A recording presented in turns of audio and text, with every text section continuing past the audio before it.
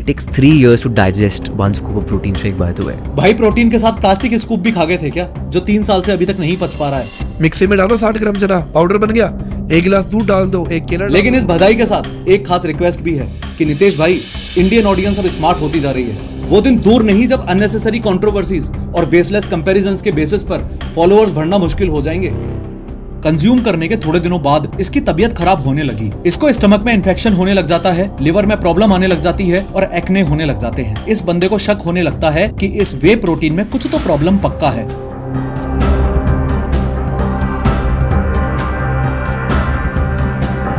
To all the gym goers, is your protein powder genuine? On 9 December 2024, Noida police busted a gang making fake protein supplements.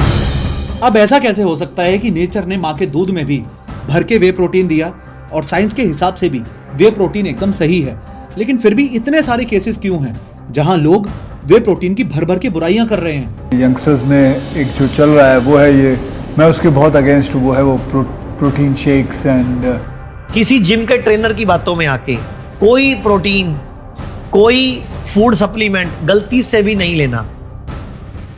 कि क्या ऐसी studies पास में medicine के लिए नहीं हुई? क्या ऐसी स्टडीज पास में फास्ट फूड्स के लिए नहीं हुई? क्या आज भी हम ये नहीं देखते कि फूड इंस्पेक्टर्स ने रेस्टोरेंट्स पर छापे मारे हैं? दिक्कत वहां हुई जब एक सेंसलेस कंपैरिजन शुरू किया गया, एक ऐसा घटिया कंपैरिजन जिसका कोई साइंटिफिक बेस ही नहीं है, एक ऐसा घटिया कंपैरिजन जो सिर्फ फेम पाने के लिए किया गया था, एक ऐसा घटिया कंपैरिजन जिसने बहुत लंबे समय तक यंग इंडियंस को गुमराह किया और उनके दिमाग में यह बात डाली कि वे प्रोटीन तो बहुत ही शरीर के लिए हानिकारक चीज है। नोट करना, यहाँ उसी वे प्रोटीन की बात हो रही है जो नेचुरली माँ के दूध में भी बहुत अधिक मात्रा में पाया जाता है और डॉक्टर्स रिकमेंड भी करते हैं कि हेल्थ के लिए बहुत जरूरी है। जब एक न्यूबॉर्न बेबी को पैदा होने के बाद सबसे पहला दूध पिलाया जाता है तो उस वक्त उस दूध में 70 to 80% वे प्रोटीन होता है। बच्चा पैदा होने के बाद शुरुआती 3-4 दिनों तक माँ से प्रोड्यूस होने वाले इस थिक येलोइश कलर के पहले दूध को कोलोस्ट्रम बोला जाता है। ये पहला दूध उस छोटे बच्चे के लिए एक हेल्थ टोनिक, सुपर फूड या फिर एक इम्यून बूस्टर का काम करता है। ये इतना ज्यादा इंपॉर्टेंट है कि डॉक्टर्स इसको पहला जरूरी वैक्सीनेशन मानते हैं। वो बात अलग है कि आज भी अपने समाज में बहुत सारे ऐसे मिसकंसेप्शंस और मिथ्स हैं कि न्यूबॉर्न बेबी को पहला दूध नहीं पिलाना चाहिए, जबकि डॉक्टर्स इस बात पर अवेयरनेस फैलाने में लगे हुए हैं कि पहला दूध पिलाना चाहिए। पर आप इस बात पर ध्यान दो कि नेचुरली जब माँ के दूध तक में वे प्रोटीन है तो हमारे लिए वे प्रोटीन अनसेफ कैसे हो सकता है? इनफैक्ट बॉडी मास कंपोजिशन पर अगर आप नजर डालो तो अप्रोक्सीमेटली अपने शरीर में 16% कंपोजिशन प्रोटीन होल्ड करता है, बचा हुआ 16% फैट होल्ड करता है, बचा हुआ 62% वाटर का कंपोजिशन होता है, ये वाला तो आपको पहले से ही पता था, और बचा हुआ 6% composition minerals plus carbohydrates plus other substances का होता है। इस बॉडी कंपोजिशन को देखने के बाद यहाँ तक आपको ये तो समझ आ रहा होगा कि प्रोटीन आपके शरीर का इंसेनली इंपॉर्टेंट पार्ट है। जैसे हीमोग्लोबिन, ये एक प्रोटीन ही तो है जो आपके शरीर में लंग्स से लेकर रेस्ट ऑफ द बॉडी में ऑक्सीजन पहुंचाता है। जैसे इंसुलिन हार्मोन होने के साथ ये भी एक प्रोटीन ही तो है जो आपके ब्लड शुगर लेवल्स को मेंटेन करता है। जैसे एंटीबॉडीज, ये भी प्रोटीन ही तो है जो आपकी बॉडी को इन्फेक्शन से प्रोटेक्ट करती हैं। अनजाने में प्रोटीन को लोग ऐसे देखते हैं जैसे ये और कुछ नहीं, सिर्फ मसल बिल्डिंग से रिलेटेड कोई चीज है। ये कोई ऐसी चीज है जो जिम या बॉडी बिल्डिंग या एक्सट्रीम फिटनेस वाले लोगों की काम की चीज है, लेकिन असलियत ये है कि अपने शरीर के internal organs, nails, hair, muscles, skin वगैरह सभी इंपोर्टेंट बॉडी पार्ट्स को बनाने में और चलाने में प्रोटीन का बहुत ज्यादा इंपॉर्टेंट रोल है। प्रोटीन अपनी हेल्दी लाइफ के लिए इतना ज्यादा फंडामेंटल कंपोनेंट है कि जिस ग्रीक वर्ड से ये शब्द ओरिजिनेट हुआ यानी कि प्रोटियोस, उस शब्द का मीनिंग भी होता है फर्स्ट रैंक या फिर कोई ऐसी चीज जो बहुत ज्यादा प्राइमरी हो, जो आपके लिए सबसे पहले मायने रखती हो। अब पिछले कुछ सालों में सोशल मीडिया की वजह से जैसे जैसे प्रोटीन को लेकर अवेयरनेस बढ़ने लगी, वैसे वैसे नॉन वेज और वेज लोगों को यह बताया जाने लगा कि भाई टोफू खाओ, उसके अंदर प्रोटीन होता है। ज्यादा से ज्यादा प्रोटीन पाने के लिए ऐसे ही किनोआ खाओ, चिकन खाओ, फिश खाओ, पनीर खाओ, एग्स खाओ, दाल खाओ, चना खाओ, वे प्रोटीन खाओ, एक्सेट्रा एक्सेट्रा। अब ये प्रोटीन के डिफरेंट सोर्सेज जब तक वेज वर्सेस नॉन वेज में बटे हुए थे तब तक तो ठीक था, लेकिन पिछले 2 सालों में एक नया ट्रेंड शुरू हुआ है और इस नए ट्रेंड के चलते मेनली वेज प्रोटीन सोर्सेज से अपनी प्रोटीन की पूर्ति करने वाले लोग 2 अलग अलग कैटेगरीज में बढ़ चुके हैं। एक कैटेगरी है सत्तू वालों की और दूसरी कैटेगरी है वे प्रोटीन वालों की। जैसे ही यह बंटवारा हुआ तो सो कॉल्ड फिटनेस इन्फ्लुएंसर्स को अपने अकाउंट पर रीच बढ़ाने का एक सुनहरा मौका दिखाई दिया और इस मौके का फायदा उठाते हुए इन इन्फ्लुएंसर्स ने सत्तू वर्सेस वे प्रोटीन के कॉन्सेप्ट पर साइंस बेस्ड क्लैरिफिकेशंस देने की बजाय मिसकंसेप्शंस फैलाना शुरू कर दिया। एज अ रिजल्ट आज ये स्थिति हो चुकी है कि सत्तू वाले वे प्रोटीन वालों को गालियां दे रहे हैं और वे प्रोटीन वाले सत्तू वालों को गालियां दे रहे हैं। आज की इस 3D एनिमेटेड वीडियो में हम स्टेप बाय स्टेप समझेंगे कि सत्तू वर्सेस वे प्रोटीन में से आपको कौन सा कंज्यूम करना चाहिए और क्यों ये सत्तू वर्सेस वे प्रोटीन की कंट्रोवर्सी फंडामेंटली एक सेंसलेस कंपैरिजन है और सिर्फ फॉलोअर्स बढ़ाने की एक ट्रिक थी। एंड मोस्ट इंपोर्टेंटली इन सभी जुमलों से बचने के लिए आप फ्यूचर में ऐसा क्या कर सकते हो कि ये फिटनेस इन्फ्लुएंसर्स पूरी जान लगाकर भी आपका ना काट पाएं। लेकिन हर बार की तरह शुरू से शुरू करते हैं। आपको सामने टेबल पर ये जो भुने हुए चने दिख रहे हैं, इन भुने हुए चनों का छिलका हटा दो, इन्हें पीस लो और ये जो पाउडर आपको मिलेगा ये ही सत्तू का पाउडर है। चूंकि ये भुने हुए चने इंडियन डाइट का ऑलरेडी कई 100 सालों से हिस्सा रह चुके हैं, तो ऑब्वियसली सत्तू भी वे प्रोटीन की तरह भारत में कंज्यूम की जाने वाली कोई नई चीज नहीं है, बल्कि सत्तू इंडियन डाइट्स में, मोर स्पेसिफिकली नॉर्थ इंडिया में कई 100 सालों से यूज होता आ रहा है। जस्ट अभी आपने ये भी देखा कि भुने हुए चनों या छोलों को साफ करके उसका पाउडर बना लेना कोई बहुत ज्यादा हेक्टिक काम तो है नहीं, इसलिए ही सत्तू इजीली अवेलेबल भी है, बहुत ज्यादा महंगा भी नहीं है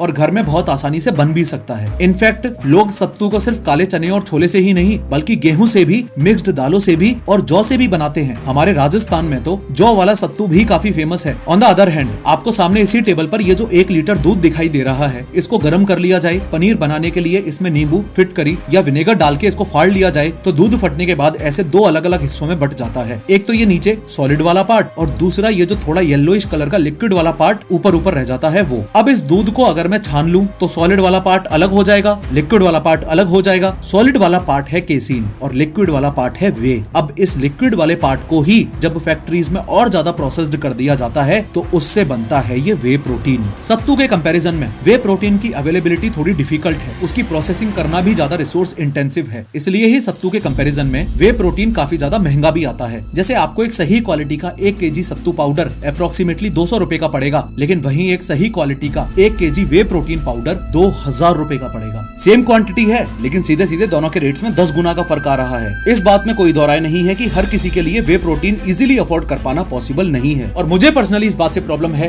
कि ये इन्फ्लुएंसर जब भी सत्तू वर्सेस वे प्रोटीन का कंपैरिजन करते हैं तो सत्तू को हमेशा नीचा दिखाते हैं और वे प्रोटीन को हमेशा सुपीरियर दिखाते हैं। और ऐसा होता इसलिए है क्योंकि ये लोग कंपैरिजन हमेशा प्रोटीन के पर्सपेक्टिव से ही करते हैं। ये वाला कोट याद है ना, जो कि contrary to popular belief Albert Einstein ने नहीं दिया था कि हर कोई जीनियस है, लेकिन मछली को आप उसकी इस एबिलिटी के बेसिस पर जज करोगे कि वो पेड़ पर कितनी तेजी से चढ़ सकती है, तो वो मछली बेचारी जिंदगी भर यही सोचती रह जाएगी कि वो तो किसी काम की नहीं। सिमिलरली ये तो हमने देख लिया कि सत्तू एक प्लांट बेस्ड प्रोडक्ट है, लेकिन जब सत्तू के हेल्थ बेनिफिट्स को आप समझोगे तो आपका भेजा खुल जाएगा। सबसे पहली बात तो ये कि सत्तू एक फाइबर रिच फूड है, यानी कि ये आपकी गट हेल्थ को इंप्रूव करता है और डाइजेशन में हेल्प करता है। साथ ही सत्तू एक लो ग्लिसेमिक इंडेक्स वाला फूड भी है। इमेजिन करो आपकी बॉडी एक फायर प्लेस है, सर्दियों में हाथ तापते हैं ना अपन, वैसे ही। और इस फायर प्लेस को जलाए रखने के लिए जो फ्यूल चाहिए वो वैसा ही है जैसे अपने शरीर को चलाए रखने के लिए फूड चाहिए होता है। अब मेजरली जो कुछ भी अपन कंज्यूम करते हैं वो 2 हिस्सों में बटा हुआ होता है, या तो वो फूड हाई ग्लिसेमिक इंडेक्स वाला फूड होगा या फिर वो फूड लो ग्लिसेमिक इंडेक्स वाला फूड होगा। हाई ग्लिसेमिक इंडेक्स वाले फूड को आप ऐसे समझो जैसे वो सूखा कागज है। इस सूखे कागज को हम जैसे ही आग में डालेंगे तो अचानक से आग ज्यादा हो जाएगी, लेकिन बेचारा ये ड्राई पेपर बहुत जल्दी जल के खत्म हो जाएगा। और लो ग्लिसेमिक इंडेक्स वाले फूड को आप ऐसे समझो जैसे वो वुडन लॉग है। इस लकड़ी के लट्ठे को हम जैसे ही आग में डालेंगे तो अचानक से कुछ नहीं होगा, बल्कि ये लकड़ी का लट्ठा धीरे धीरे जलता रहेगा और आने वाले कई घंटों तक हमें तपत देता रहेगा। सिमिलरली जो हाई ग्लिसेमिक इंडेक्स फूड्स हैं जैसे maximum fast foods, cold drinks, high sugar intake वाली चीजें एक्सेट्रा, इनको खाने से अपने शरीर में क्विकली ब्लड शुगर लेवल बढ़ जाता है। जैसे सूखे कागज ने क्विकली आग बढ़ा दी थी, जिससे आपको एक क्विक एनर्जी बूस्ट मिलेगा, लेकिन कुछ देर बाद ही दोबारा भूख लगने लगेगी, एनर्जी बूस्ट क्रैश कर जाएगा और थकान टाइप फील होने लगेगी, जैसे ड्राई पेपर थोड़ी ही देर में खत्म हो जाता है। एज अ रिजल्ट ज्यादा क्रेविंग्स होने की वजह से आप ओवर ईटिंग करोगे, वेट गेन होगा, इंसुलिन प्रोडक्शन इंक्रीज होगा और टाइप 2 डायबिटीज के चांसेस बढ़ते जाएंगे। ऑन द अदर हैंड जो लो ग्लिसेमिक इंडेक्स फूड्स हैं जैसे सत्तू, मैक्सिमम सब्जियां, दाल, होल ग्रेन्स एक्सेट्रा, ये आपके ब्लड शुगर लेवल्स को स्लोली और स्टेडीली राइज करते हैं, जिससे एक लॉन्ग लास्टिंग एनर्जी मिलती है और सडन हाइज एंड लोज से आप बच जाते हैं। सेम वैसे ही जैसे वो वुडन लॉग धीरे धीरे तपत दे रहा था। होपफुली अब आपको समझ आ रहा होगा कि डॉक्टर्स हेल्दी लाइफस्टाइल को लो ग्लिसेमिक फूड से क्यों जोड़ते हैं और सत्तू इस मामले में कितना सही फूड है अपने लिए। साथ ही सत्तू एक मिनरल्स रिच फूड भी है, यानी कि उसमें आयरन होता है जो आपकी हीमोग्लोबिन लेवल्स को बूस्ट करता है और थकान को रिड्यूस करता है। सत्तू में मैग्नीशियम भी है जो बोन हेल्थ और मसल फंक्शंस को इम्प्रूव करता है। सत्तू में कैल्शियम भी होता है जो कि मजबूत हड्डी और मजबूत दांतों के लिए बहुत जरूरी है। सत्तू में बी कॉम्प्लेक्स विटामिन भी मौजूद होते हैं जो एनर्जी, मेटाबॉलिज्म और ब्रेन फंक्शंस को एनहेंस करते हैं। साथ ही सत्तू वेट मैनेजमेंट में भी मदद करता है। ऑब्वियसली लो ग्लाइसेमिक इंडेक्स वाला फूड है तो क्रेविंग्स और ओवर ईटिंग को कम करता है और आपको लंबे समय तक फुल रखता है। सत्तू बॉडी को डिटॉक्सिफाई करने में भी मदद करता है। इसमें नेचुरल क्लींजिंग प्रॉपर्टीज होती हैं जो आपकी बॉडी से टॉक्सिन्स को फ्लश आउट करने में मदद करती हैं। सत्तू हेल्दी ब्लड सर्कुलेशन को प्रमोट करता है और हार्ट हेल्थ को सपोर्ट करता है। लो डेंसिटी लाइपोप्रोटीन, जिसको दूसरे शब्दों में बैड कोलेस्ट्रॉल भी बोला जाता है, सत्तू उसको भी रिड्यूस करने में मदद करता है। जिन लोगों को बीपी की समस्या रहती है उन लोगों को भी सत्तू रिकमेंड किया जाता है क्योंकि सत्तू में मौजूद magnesium content blood pressure levels को रेगुलेट करने में मदद करता है। चूंकि सत्तू एंटीऑक्सीडेंट्स और एसेंशियल न्यूट्रिएंट्स से भरपूर है तो ये इम्यूनिटी बूस्टर का भी काम करता है और इसका आयरन रिच कॉम्पोजिशन अनीमिया यानी कि आयरन डेफिशिएंसी से बचने में मदद करता है। सत्तू के कूलिंग इफेक्ट्स भी हैं। भारी गर्मियों में सत्तू स्पेशली बेनिफिशियल होता है क्योंकि वो एक नेचुरल कूलेंट के रूप में काम करता है। ये भी एक अच्छा एडवांटेज है कि सत्तू को बार बार फ्रिज में रखने की नीड नहीं है। इसकी लॉन्ग शेल्फ लाइफ है और लंबे समय तक एक नॉर्मल रूम टेम्परेचर पर स्टोर किया जा सकता है। एंड मोस्ट इंपोर्टेंट पॉइंट जिसकी वजह से ये सारी डिबेट छिड़ी हुई है वो ये कि सत्तू एक प्रोटीन रिच फूड है। एसेंशियल अमीनो एसिड्स भी प्रोवाइड करता है और मसल रिपेयर और ग्रोथ को भी असिस्ट करता है। चूंकि सत्तू इतनी आसानी से घर में ही बन जाता है और बहुत ज्यादा एक्सपेंसिव भी नहीं है, इसलिए इसे पुअर मैन्स प्रोटीन भी बोला जाता है। ओवरऑल देखा जाए तो हेल्थ बेनिफिट्स और न्यूट्रिशन का सत्तू एक पावर हाउस है। इसका मतलब जब नितेश सोनी ने ये बात बोली, शेक बनाना है तो पहले उसका पाउडर बना लो, मिक्सी में डालो 60 ग्राम चना, पाउडर बन गया। 1 गिलास दूध डाल दो, 1 केला डाल दो, 2 खजूर डाल दो और 5 ग्राम गुड़ डाल दो। मैं लिख के देता हूँ 15 दिन वो पी ले कोई। और जो कहते हैं ना मेरे को कमजोरी रहती है या मेरे घुटने दुखते हैं, मेरे शरीर में जान नहीं रहती, 15 दिन कर लो। तो इस बात में दूर दूर तक कोई दिक्कत थी ही नहीं। ऑलरेडी अभी हमने खुद सत्तू के इतने सारे एडवांटेजेस देखे तो थकान और कमजोरी तो दूर होगी ही। बंदा एकदम सही बोल रहा था। तो दिक्कत कहां हुई? दिक्कत वहां हुई जब एक सेंसलेस कंपैरिजन शुरू किया गया। एक ऐसा घटिया कंपैरिजन जिसका कोई साइंटिफिक बेस ही नहीं है। एक ऐसा घटिया कंपैरिजन जो सिर्फ फेम पाने के लिए किया गया था। एक ऐसा घटिया कंपैरिजन जिसने बहुत लंबे समय तक यंग इंडियंस को गुमराह किया और उनके दिमाग में यह बात डाली कि वे प्रोटीन तो बहुत ही शरीर के लिए हानिकारक चीज है। नोट करना, यहाँ उसी वे प्रोटीन की बात हो रही है जो नेचुरली माँ के दूध में भी बहुत अधिक मात्रा में पाया जाता है और डॉक्टर्स रिकमेंड भी करते हैं कि हेल्थ के लिए बहुत जरूरी है। और जब ऐसे लोगों के पास लॉजिक वाला कोई आर्ग्यूमेंट नहीं बचता तो ये वे प्रोटीन को नीचा दिखाने के लिए एक शब्द बहुत बार यूज करते हैं, डब्बे वाली बॉडी। पिछले साल जब मैंने स्टेरॉइड्स के साइड इफेक्ट्स के ऊपर वीडियो बनाई थी तो उस वीडियो में इस डब्बे वाली बॉडी शब्द के मिसकंसेप्शन को क्लियर करते हुए बताया था कि जनरली मार्केट में एक टर्म यूज होता है पाउडर वाली बॉडी या डब्बे वाली बॉडी। असल में होता यह है कि कंपैरेटिवली फिट इंसान जब कहीं से गुजरता है तो चाय और सुट्टा हाथ में लेके 4 तोंद वाले चंपू बहुत आसानी से कमेंट कर देते हैं कि अबे इसने तो पाउडर खा खा के बॉडी बनाई है। अबे गधों, तुम्हें फंडामेंटली ये भी नहीं पता कि तुम पाउडर वाली बॉडी बोल किसे रहे हो। 16 साल के लड़के के सामने दूसरे ऑप्शन वाले टेबल पर ये जो वे प्रोटीन रखा है, डब्बे वाली बॉडी बोलते वक्त जनरली लोग इस डब्बे की बात करते हैं, जबकि उन्हें थोड़ा भी अंदाजा नहीं होता कि इसके अंदर जो वे प्रोटीन है वो दूध से ही बनता है, नेचुरल है, मसल बिल्डिंग में हेल्प करता है और most importantly healthy human being के लिए सेफ टू ईट है। खैर, इस लड़के के सामने तीसरा और सबसे खतरनाक ऑप्शन जो उसे कभी नहीं चूज करना चाहिए वो है ये स्टेरॉइड्स वाला। अब स्टेरॉइड्स शब्द को भी लोगों ने बहुत ज्यादा जनरलाइज कर दिया है। आपको क्लियरली बता दूं कि इस टेबल पर रखी हुई हर चीज स्टेरॉइड्स नहीं है। स्टेरॉइड्स अलग होते हैं और पीईडीज यानी परफॉर्मेंस एनहेंसिंग ड्रग्स अलग होते हैं। मार्केट में हद से ज्यादा यूज होने वाले ये टर्मिन और एम्प के इंजेक्शंस स्टेरॉइड्स नहीं है। एक तो पहले ही वे प्रोटीन को लेके मार्केट में इतने सारे मिथ्स हैं, ऊपर से तुम लोगों के ये सो कॉल्ड सेलिब्रिटीज ऐसी फर्जी बातें और कर देते हैं। Protein shakes are really bad. Like, can you elaborate? It takes 3 years to digest 1 scoop of protein shake, by the way. भाई प्रोटीन के साथ प्लास्टिक स्कूप भी खा गए थे क्या, जो 3 साल से अभी तक नहीं पच पा रहा है। सिमिलरली प्रोटीन शेक को स्टेरॉइड्स के साथ जोड़ देना और दोनों को मिला के अनहेल्दी बता देना। यंगस्टर्स में एक जो चल रहा है वो है ये, मैं उसके बहुत अगेंस्ट हूँ, वो है वो protein shakes and steroids and creatine, BCA, ये सब चीज़ें जो भी हैं।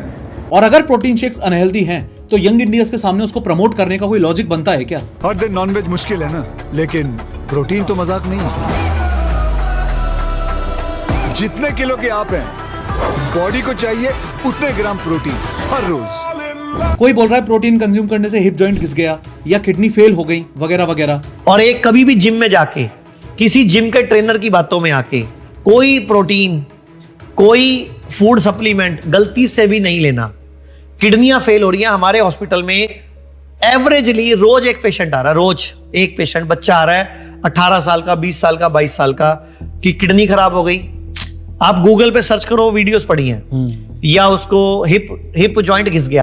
अब ऐसा कैसे हो सकता है कि नेचर ने माँ के दूध में भी भर के वे प्रोटीन दिया और साइंस के हिसाब से भी वे प्रोटीन एकदम सही है, लेकिन फिर भी इतने सारे केसेस क्यों हैं जहां लोग वे प्रोटीन की भर भर के बुराइयां कर रहे हैं? तो फर्दर रिसर्च करने पर पता चलता है कि इस सब के पीछे 3 मेन रीजंस हैं। पहला रीजन है मिस इन्फॉर्मेशन, जो कि हमने आयुष्मान खुराना के केस में देखा। क्या पता किसी ट्रेनर से सुन लिया हो, या फिर किसी एक रैंडम ऑनलाइन वीडियो में देख लिया हो, या फिर ऐसे ही किसी आर्टिकल एक्सेट्रा में पढ़ लिया हो। दूसरा रीजन है लैक ऑफ स्पेसिफिसिटी, जो कि हमने अक्षय कुमार के केस में देखा। प्रोटीन और स्टेरॉइड दोनों को जोड़ के बिना प्रिसाइज डिफरेंस मेंशन किए कंबाइनली बुराई कर मारी, जबकि प्रोटीन पाउडर एकदम अलग चीज है, स्टेरॉइड्स एकदम अलग चीज है। और इस मिस इन्फॉर्मेशन की वजह से लोगों में मिसअंडरस्टैंडिंग फैलती है कि प्रोटीन पाउडर तो शायद कोई खराब चीज है। तीसरा और सबसे इंपॉर्टेंट रीजन है अडल्टरेशन इन प्रोटीन। मार्केट में मिलने वाले इन वे प्रोटीन के डब्बों में जिस लेवल पर आज मिलावट हो रही है, उसके रियल सीरियस कॉन्सिक्वेंसेस देखने को मिल रहे हैं। मेनली सोशल मीडिया अवेयरनेस की वजह से भी वे प्रोटीन की डिमांड अब मार्केट में काफी ज्यादा हद तक बढ़ गई है। On the other hand supply उस स्पीड से नहीं बढ़ पा रही है, तो डिमांड को कंपनसेट करने के लिए जो तरीका अपनाया जा रहा है वो ये कि कैसे भी करके फेक प्रोटीन पाउडर्स बना बना के लोगों को चेप दो। हाल ही में नोएडा में एक ऐसा ही रियल इंसिडेंट हुआ जब अपनी लाइफ स्टाइल को हेल्दी बनाने के लिए अतिम सिंह नाम के एक बंदे ने वे प्रोटीन को अपनी डाइट में इंक्लूड करने का सोचा। इसने वे प्रोटीन ऑनलाइन ऑर्डर कर दिया और उसको प्रिस्क्राइब्ड मात्रा में कंज्यूम करना शुरू किया। कंज्यूम करने के थोड़े दिनों बाद इसकी तबीयत खराब होने लगी। इसको स्टमक में इन्फेक्शन होने लग जाता है, लिवर में प्रॉब्लम आने लग जाती है और एक्ने होने लग जाते हैं। इस बंदे को शक होने लगता है कि इस वे प्रोटीन में कुछ तो प्रॉब्लम पक्का है। फॉलोइंग दिस ये पुलिस स्टेशन में जाकर इस चीज की कंप्लेन कर देता है। पुलिस फर्दर इन्वेस्टिगेशन करते करते फाइनली नोएडा सेक्टर 63 में जी ब्लॉक में पहुंचती है, जहां पुलिस को मिलती है बेसमेंट में एक ऐसी फैक्ट्री जहां लोग बिना किसी लाइसेंस के फेक प्रोटीन पाउडर बना रहे थे। इस फेक प्रोटीन पाउडर बनाने की फैक्ट्री में रेड मार के पुलिस वालों ने यहां से 50 लाख रुपए का माल रिकवर किया। Maltodextrin powder, caffeine, cocoa powder, SMP powder, ashwagandha और चॉकलेट पाउडर जैसी चीजों का इस्तेमाल ये लोग कर रहे थे फर्जी प्रोटीन पाउडर बनाने के लिए। To all the gym goers, is your protein powder genuine?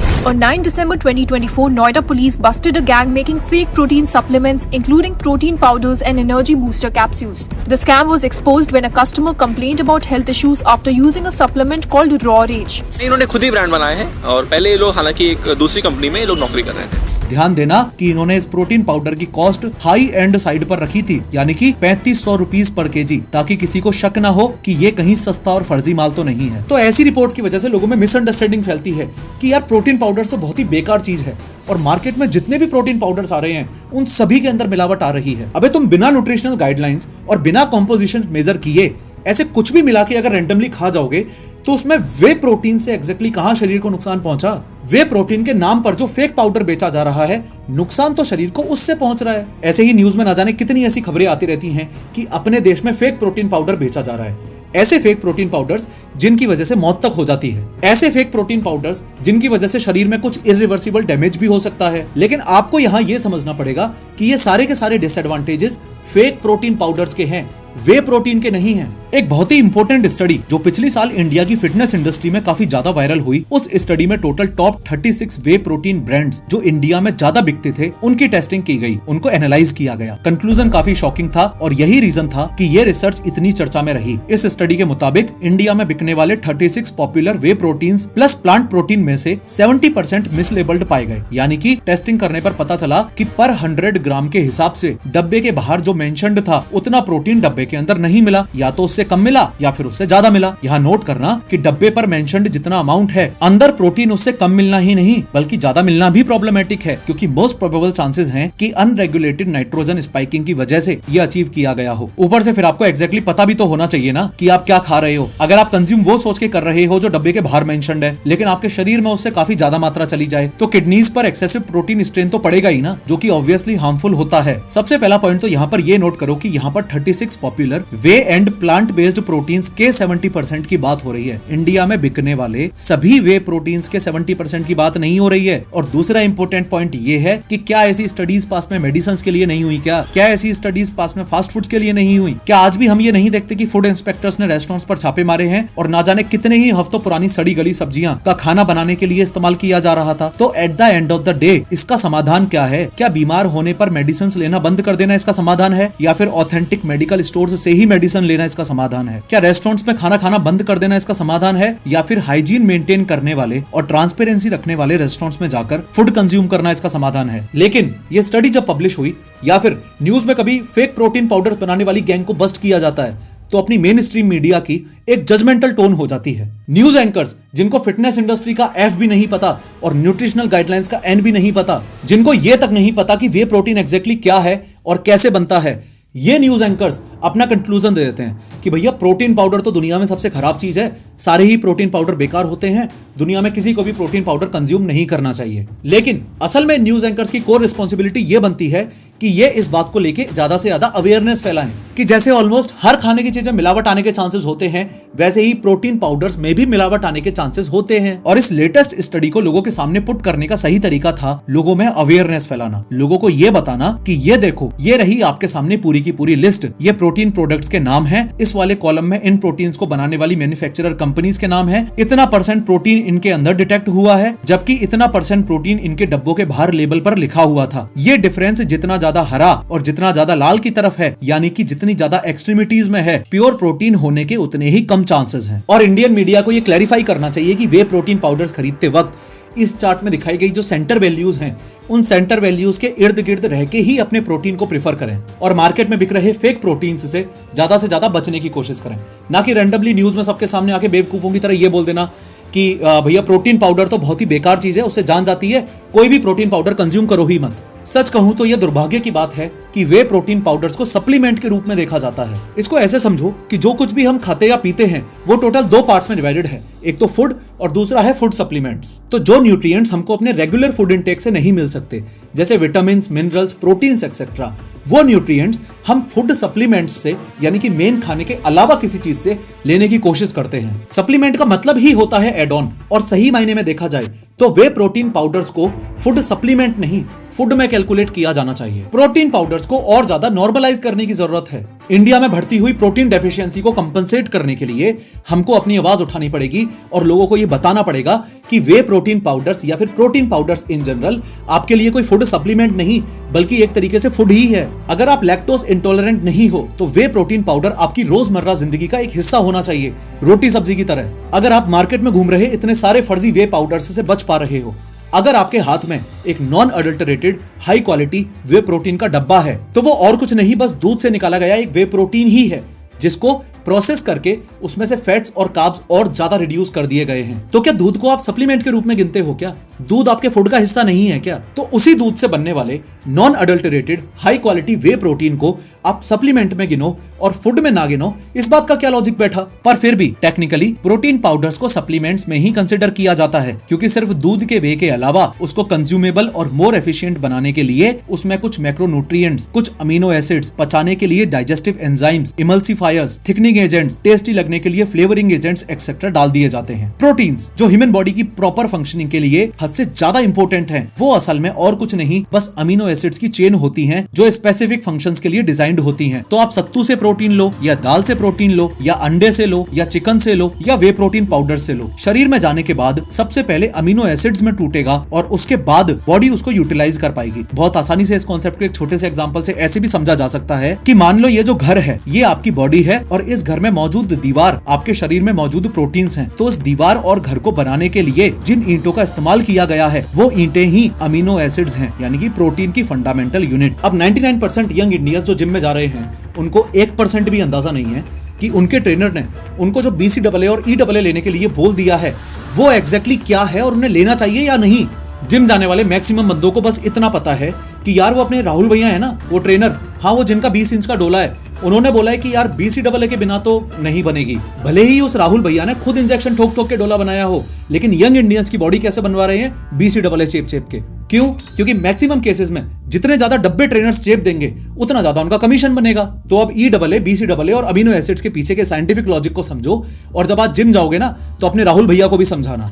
देखो, यूं तो अपने शरीर में काफी अमीनो एसिड्स होते हैं, लेकिन अगर सिर्फ उन अमीनो एसिड्स की बात की जाए जो अपनी बॉडी प्रोटीन्स बिल्ड करने के लिए यूज करती है तो वो टोटल 20 होते हैं। इन 20 अमीनो एसिड्स को प्रोटीनोजेनिक अमीनो एसिड्स भी बोल दिया जाता है। ये 20 अमीनो एसिड्स मेनली 2 पार्ट्स में डिवाइडेड हैं। 20 में से 9 तो हैं एसेंशियल अमीनो एसिड्स EAA और बचे हुए 11 होते हैं non essential amino acids. EAA का मतलब होता है ऐसे अमीनो एसिड्स जो हमारी बॉडी खुद से नहीं बना सकती और जो डाइट हम कंज्यूम करते हैं उससे हमें मिलने चाहिए। वहीं नॉन एसेंशियल अमीनो एसिड्स का मतलब होता है ऐसे अमीनो एसिड्स जो अपनी बॉडी खुद से सिंथेसाइज कर लेती है, या यूं कह लो कि जिनको बनाने के लिए अपने शरीर को एक्सटर्नल डाइट पर निर्भर नहीं रहना पड़ता। जिम जाने वाले लोग वे प्रोटीन पाउडर और प्री वर्कआउट्स के अलावा अपनी वर्कआउट परफॉर्मेंस को एनहेंस करने के लिए सबसे कॉमन सप्लीमेंट जो यूज करते हैं वो आपके सामने रखे हुए इन दोनों डब्बों में से कोई भी एक हो सकता है। या तो वो BCAA होगा या फिर वो EAA होगा। सेम अमाउंट का EAA का डब्बा थोड़ा महंगा आता है, लेकिन BCAA का डब्बा थोड़ा सस्ता आता है। इन दोनों ही डब्बों में से आपको कौन सा लेना चाहिए और क्यों, ये समझने के लिए एक बार नॉन एसेंशियल अमीनो एसिड्स वाली लिस्ट को भूल जाओ और सिर्फ इस EAA वाली लिस्ट पर फोकस करो। ये जो 9 एसेंशियल अमीनो एसिड्स हैं, इनमें से भी 3 ऐसे हैं जिनका केमिकल स्ट्रक्चर एक ट्री ब्रांच की तरह दिखता है, इसलिए इन तीनों को ब्रांच्ड चेन अमीनो एसिड्स यानी कि BCAA बोला जाता है। और ये तीनों हैं ल्यूसीन, आइसोल्यूसीन और वेलिन। आसान भाषा में आप इसको ऐसे समझो कि अगर सभी EAAs ब्रिक्स हैं तो ये तीनों BCAAs जो कि EAA के सबसेट ही हैं, ये BCAAs थोड़ी और स्पेशल ब्रिक्स हैं जो मसल ग्रोथ, रिकवरी और रिपेयरिंग में और ज्यादा तेजी से हेल्प करती हैं। ध्यान देने वाली बात यह है कि बाकी अमीनो एसिड्स के केमिकल स्ट्रक्चर के कंपैरिजन में इन 3 branched chain amino acids BCAAs के केमिकल स्ट्रक्चर के अलग होने की वजह से ये डायरेक्टली मसल्स में ही मेटाबोलाइज हो सकते हैं। इस लिस्ट पर नजर मारो। इस लिस्ट में मौजूद BCAAs को छोड़ के ये सभी एसेंशियल अमीनो एसिड्स और नॉन एसेंशियल अमीनो एसिड्स इससे पहले कि प्रोटीन सिंथेसिस के लिए मसल्स के पास जाएं, इनको लिवर मेटाबॉलिज्म या लिवर प्रोसेसिंग की जरूरत पड़ती है। लेकिन इस लिस्ट में ये जो 3 BCAA आपको दिख रहे हैं, ये डायरेक्टली स्केलेटल मसल में ही मेटाबोलाइज हो जाते हैं। ऐसा इसलिए क्योंकि तीनों ही BCAA को मेटाबोलाइज करने के लिए जो एंजाइम्स चाहिए होते हैं वो लीवर में है ही नहीं। As a result BCAA exercise के दौरान एक क्विक एनर्जी सोर्स का काम करता है EAA के कंपैरिजन में। यहाँ तक आपको शायद ऐसा लग रहा हो कि फिर तो BCAA ज्यादा महंगा होना चाहिए EAA से, क्योंकि BCAA फटाफट एनर्जी प्रोवाइड कर रहा है। बट द आंसर इज पर केजी EAA का डब्बा ज्यादा महंगा आता है क्योंकि वो एक complete amino acid profile provide कर रहा है। 6 EAAs के साथ बचे हुए 3 BCAAs भी इंक्लूडेड प्रोवाइड करता है। 100 बात की एक बात यह है कि BCAA लो अगर वर्कआउट के बीच एनर्जी चाहिए और मसल ब्रेकडाउन रोकना हो तो, और EAA लो अगर बेटर रिकवरी, मसल ग्रोथ और कंप्लीट प्रोटीन सिंथेसिस चाहिए हो तो। प्लस क्योंकि BCAA तो इंक्लूडेड है ही, तो BCAA वाले फायदे तो इसमें मिलेंगे ही। एक इंपॉर्टेंट सवाल ये है कि जिम जाने वाले मेल्स और फीमेल्स जो प्रोटीन पाउडर्स यूज करते हैं उसमें प्रोसेसिंग के टाइम वैसे भी EAA और BCAA ऐड कर दिए जाते हैं। जैसे मैं जो प्रोटीन पाउडर यूज करता हूँ उसकी एक सर्विंग 39 ग्राम की है, उसमें मैक्सिमम ग्राम्स तो प्रोटीन होता है, 11 ग्राम्स EAA के हैं, BCAA इंक्लूडेड, और रिमेनिंग ग्राम्स बाकी चीजों के लिए। अब सवाल ये है कि जब EAA या BCAA पहले से ही मुझे अपने प्रोटीन पाउडर में मिल रहा है तो मैं अलग से उसके लिए डब्बा क्यों खरीदूं? EAA के डब्बे की एक सर्विंग है 10 ग्राम की, प्रोटीन पाउडर की एक सर्विंग में मुझे जो प्रोटीन मिल रहा है उसके अलावा 11 ग्राम तो EAA का ही है। तो EAA के डब्बे की एक सर्विंग से 1 ग्राम ज्यादा तो मुझे अपने प्रोटीन पाउडर की एक सर्विंग से ही मिल रहा है, तो मैं एक्स्ट्रा पैसे क्यों खर्च करूं? इसका आंसर है timing difference. Generally protein powder post workout या मील्स में लिया जाता है, लेकिन ड्यूरिंग वर्कआउट अगर कम फटीग या टारगेटेड अमीनो एसिड्स चाहिए तो BCAA और EAA हेल्पफुल हो सकते हैं। लेकिन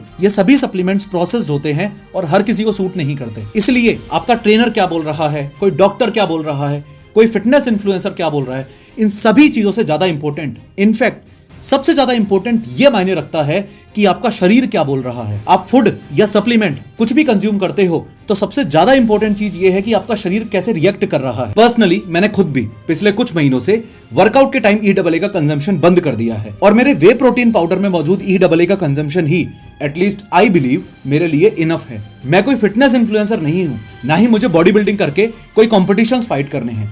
जिम मेरे लिए एक तरीके से खुद को रिचार्ज करने की जगह है। पूरे दिन भर काम करने के बाद बहुत लंबे समय तक स्क्रीन के सामने बैठ के इस चैनल के लिए वीडियोस बनाने के प्रोसेस में उलझे रहने के बाद जिम में आके ऐसा फील होता है जैसे एक नई दुनिया सी है, काफी रिलैक्स्ड फील होता है। और बायोलॉजिकली इस फीलिंग के लिए बहुत ज्यादा जरूरी है कि आपका ब्रेन सेरोटोनिन लॉन्च करे। सेरोटोनिन एक न्यूरोट्रांसमीटर और हार्मोन है जो आपके ओवरऑल वेलबींग, रिलैक्सेशन और ओवरऑल मूड को रेगुलेट करने में बहुत इंपॉर्टेंट रोल प्ले करता है। एक्सरसाइजेज जैसे वेट लिफ्टिंग, रनिंग और इवन योगा आपके ब्रेन में सेरोटोनिन के लेवल को इंक्रीज करती हैं। इसलिए इस natural feel good chemical response की वजह से एक्सरसाइजेस के बाद रिचार्ज्ड, हैप्पी और रिलैक्स फील होता है। वर्कआउट के दौरान सेरोटोनिन क्यों रिलीज होता है? असल में वर्कआउट के टाइम ट्रिप्टोफैन का लेवल ब्रेन में बढ़ता है, जो कि सेरोटोनिन हार्मोन के प्रोडक्शन को बढ़ाता है। ट्रिप्टोफैन शब्द सुन के चौंक मत जाना, इस लिस्ट में वापस आके दिखाऊं तो ये भी बस एक EAA ही है। खैर, ये सेरोटोनिन एक तरीके से थकान का सिग्नल देता है, लेकिन जब आप अलग से BCAA पीते हो तो ये ट्रिप्टोफैन को ब्रेन में जाने से रोक देते हैं। As a result of which serotonin का प्रोडक्शन कम हो जाता है। सेरोटोनिन का प्रोडक्शन कम होगा तो ऑब्वियसली थकान भी कम हो जाएगी, लेकिन साथ ही साथ इस सेरोटोनिन के कम होने से फील गुड हार्मोन भी तो कम हो रहा है ना। इसलिए जिम और वर्कआउट जो मेरे लिए मेंटल रिलैक्सेशन का काम करते हैं, वो BCAA की कंजप्शन की वजह से असल में मेंटल रिलैक्सेशन का काम कर ही नहीं रहे और बायोलॉजिकली उस फील गुड हार्मोन को रिलीज होने से रोकते हैं। लेकिन जो लोग बॉडी बनाने में ज्यादा फोकस्ड हैं, उनके लिए अलग से EAA और BCAA लेना सही रहेगा, बट ओनली लिमिटेड क्वांटिटी में। जस्ट अभी आपने इतना डिटेल में नोटिस किया कि इस बात में कोई दो राय नहीं है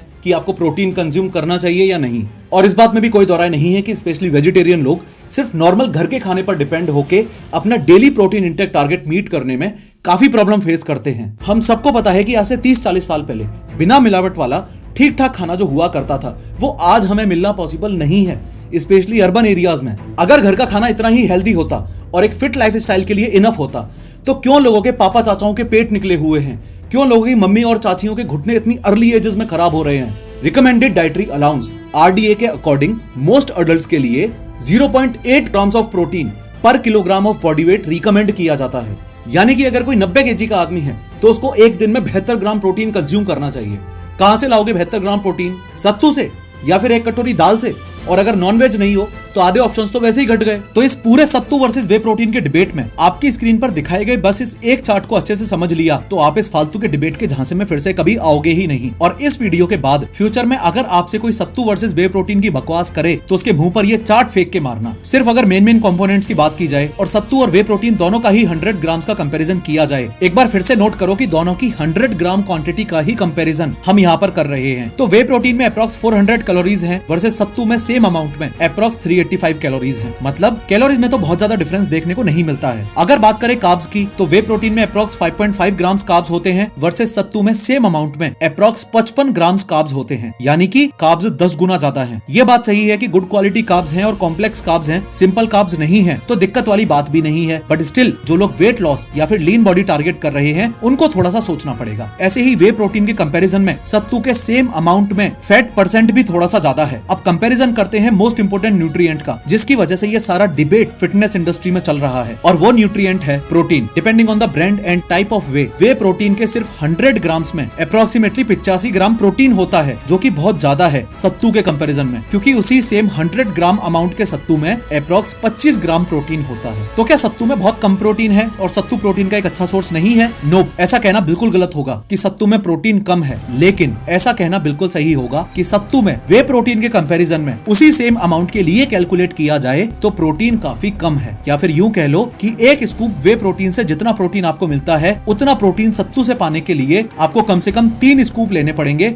या यूं कह लो कि अगर सिर्फ क्वांटिटी का कैलकुलेशन करें और ये अज्यूम करें कि किसी एक बंदे को अपना डेली इंटेक पूरा करने के लिए 75 ग्राम प्रोटीन चाहिए होता है, और अगर उस 75 ग्राम को पूरा करने के लिए वो वे प्रोटीन वर्सेस सत्तू का इस्तेमाल करे, तो उस 75 ग्राम प्रोटीन को पूरा करने के लिए वे प्रोटीन के तो सिर्फ 3 ही स्कूप लगेंगे, लेकिन सत्तू आपको टोटल 300 ग्राम खाना पड़ेगा, जो कि कई लोगों में डाइजेस्टिव इश्यूज क्रिएट कर सकता है। और जब आप अपनी प्रोटीन नीड को सेटिस्फाई करने के लिए सत्तू का अमाउंट बढ़ा दोगे तो कार्ब्स और फैट भी तो साथ के साथ बढ़ रहा है ना, बस वहां दिक्कत हो जाती है। बिसाइड्स अमीनो एसिड प्रोफाइल्स के पर्सपेक्टिव से बात की जाए तो सत्तू को इनकम्प्लीट प्रोटीन बोला जाता है। सत्तू एक प्लांट बेस्ड प्रोटीन है और सभी के सभी 9 एसेंशियल अमीनो एसिड्स नहीं होते उसमें। On the other hand way protein को कंप्लीट प्रोटीन कंसिडर किया जाता है। मुझे अगर एक और नई कंट्रोवर्सी करनी होती तो नितेश सोनी की ऐसी काफी बेसलेस वीडियोस हैं जो मैं एक एक करके यहाँ चलाता और उन पे कमेंट करता जाता, लेकिन गोल उसका जस्ट अपोजिट है। जिस कंट्रोवर्सी की दलदल में आप सब लोग फंसे हुए हो, आपको उस दलदल से बस खींच के बाहर निकालना है, और ये सिर्फ तब पॉसिबल हो पाएगा जब हम किसी इंसान को टारगेट ना करके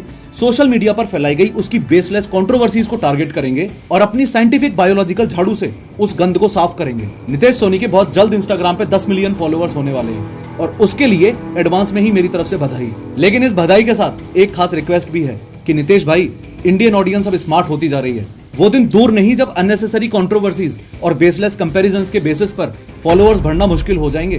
क्यों ना शुरुआत यहां से की जाए कि इन कंट्रोवर्सीज के दम पर जितने फॉलोअर्स इकट्ठे हो गए हैं उन सभी फॉलोअर्स को साइंस बेस्ड फिटनेस रील्स परोसी जाएं। लगभग 1 करोड़ लोग आप पर भरोसा करते हैं, उनमें वे प्रोटीन के खिलाफ अंधविश्वास फैलाने की बजाय क्यों ना उनको ये बताया जाए कि सत्तू प्राइमरीली एक प्रोटीन का सोर्स नहीं बल्कि न्यूट्रिएंट प्रोफाइल्स को देखा जाए तो वो एक कार्ब्स का सोर्स है। क्यों ना लोगों को साफ साफ शब्दों में ये बताया जाए कि बुराई वे प्रोटीन में नहीं है बल्कि बुराई फेक प्रोटीन पाउडर्स में है। जैसे अपने देश में fake paneer, fake cooking oil, fake milk, fake ghee और फेक मेडिसिन बिकते हैं, वैसे ही फेक प्रोटीन पाउडर्स भी बिकते हैं। बस अवेयर रहना है। क्यों ना लोगों को यह बताया जाए कि वे प्रोटीन की बायोलॉजिकल वैल्यू हाईएस्ट है, यानी कि 104 है, जो कि अंडा, दूध, सोया प्रोटीन, पनीर और सत्तू जैसी चीजों से मिलने वाले प्रोटीन से भी ज्यादा है। बायोलॉजिकल वैल्यू का मतलब है कि बॉडी किसी फूड से प्रोटीन को कितनी एफिशिएंटली एब्जॉर्ब और यूज करती है मसल ग्रोथ और रिपेयर के लिए। क्यों ना लोगों को यह बताया जाए कि जैसे वे प्रोटीन से कुछ लोगों को डाइजेशन प्रॉब्लम हो जाती है, वैसे ही सत्तू से भी कई लोगों को डाइजेशन इशू होता है। At the end of the day है तो वो चना या छोला ही। क्यों ना लोगों को यह बताया जाए कि अगर वो high quality non adulterated whey protein consume कर रहे हैं तो वो वे प्रोटीन सिर्फ एक उस केस में खराब हो सकता है जब दूध पीना खराब हो। आप सही हो ये कहने में कि सत्तू के बारे में अवेयरनेस फैला के आपने जिम जाने वाले उन बच्चों की मदद की है जो वे प्रोटीन पाउडर्स अफोर्ड नहीं कर सकते। मैंने खुद इस वीडियो में सत्तू के ना जाने कितने फायदे अभी थोड़ी देर पहले ही गिनाए, लेकिन आप एकदम गलत हो जिम जाने वाले उन्हीं बच्चों को सत्तू के बारे में ये गुमराह कर देने वाली राय देते वक्त कि सत्तू वे प्रोटीन का एक ऑल्टरनेट है। उम्मीद करता हूं कि आप लोगों को ये क्लियरली समझ आ गया होगा कि ये सत्तू वर्सेस वे प्रोटीन का पूरा कंट्रोवर्शियल टॉपिक सिर्फ फॉलोअर्स और फेम के लिए था। स्टार्टिंग से ही इस कंपैरिजन में दूर दूर तक कोई लॉजिक था ही नहीं। 100 बात की एक बात यह है कि अगर आपके पास बजट है तो आपको एक lab tested high quality non adulterated whey protein powder या फिर प्लांट बेस्ड प्रोटीन पाउडर अपनी डाइट में जरूर ऐड करना चाहिए। लेकिन अगर आपका बजट नहीं है तो डेली प्रोटीन इंटेक टारगेट को पूरा करने के लिए अनडाउटेडली अपनी डाइट में सत्तू का भी इस्तेमाल करो ना, किसने रोका है। पर्सनली मैं तो गर्मियों में दबा के सत्तू भी पीता हूं और वे प्रोटीन पाउडर साल भर मेरी डाइट का एक इंपॉर्टेंट हिस्सा रहता ही है। खैर, क्लिक करो और इस वीडियो में समझो कि स्टेरॉइड्स यंग इंडियंस की जान कैसे ले रहे हैं।